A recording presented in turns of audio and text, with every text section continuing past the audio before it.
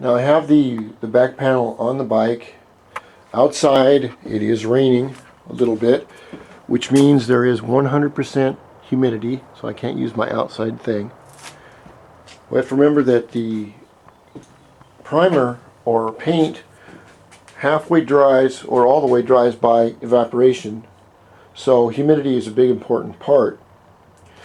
On the spot putty right here, I'm gonna cheat a little bit and kind of do this the wrong way, but it's plastic panel, so it's no big deal.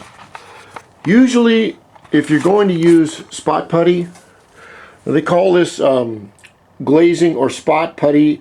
It's made by 3M. A lot of companies make it. It's red like this. It's lacquer based.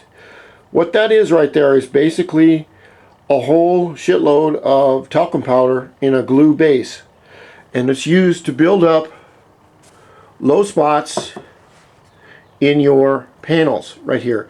You can see there's probably 6 millimeters of paint between the original plastic and the outer coat.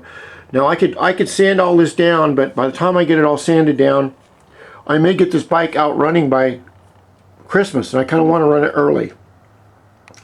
Usually 100% of the way that we do this is the spot putty is primer.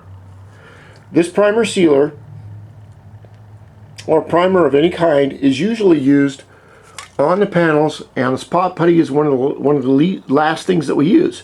It's generally used if you have a bunch of plastic Bondo here with scratches in it, and you put your primer, 2 or 3 coats of primer on it, you still find some deep scratches, then you apply a real thin coat of the glazing putty or the spot putty over it, and that fills in the scratches.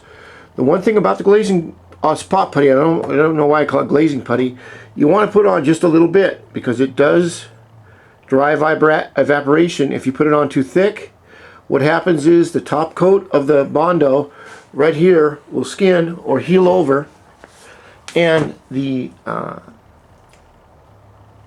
lacquer inside cannot evaporate out against that outer skin, so what it does is it cracks. So you have to put on very thin layers at a time.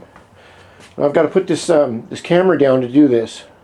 If your spot putty becomes, and this is about a year old, if it becomes kind of dry, doesn't work out, you can use lacquer thinner and thin this out.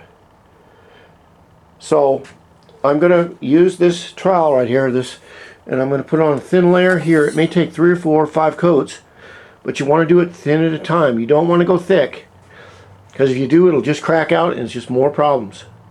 Because eventually it will dry out and everything will just sink, the paint will sink into it. So what you want to do is thin coats that will dry within 2 or 3 hours, and then sand them down, put a little bit more on, sand them down, put a little bit more on. And we'll use it's always wet sanded to do that. So I'm going to take my knife and fill in some low spots little by little.